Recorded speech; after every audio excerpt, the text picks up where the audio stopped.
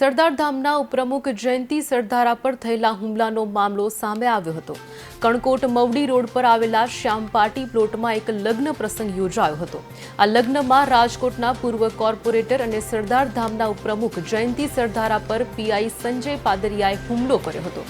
આ હુમલામાં ઘાયલ થયેલા જયંતિ સરદારાએ ખોડલધામના ચેરમેન નરેશ પટેલના ઇશારે હુમલો કરવામાં આવ્યો હોવાનો આક્ષેપ કર્યો હતો।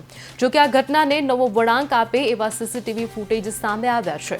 આ સીસીટીવીમાં જોવા મળે છે કે કોઈ બાબતને લઈને જયંતિ સરદારા સતત પીઆઈ સંજય પાદરિયાને ઉશ્કેરવાનો પ્રયાસ કરી રહ્યા હોય।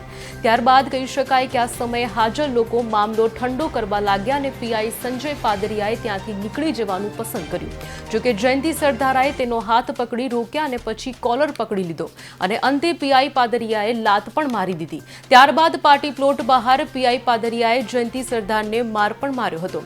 આમ જયંતિ સરદાર દ્વારા જે ફરિયાદ નોંધવામાં આવી છે એનાથી તદ્દન વિપરીત આ સીસીટીવી ફૂટેજમાં જોવા મળી રહ્યું છે।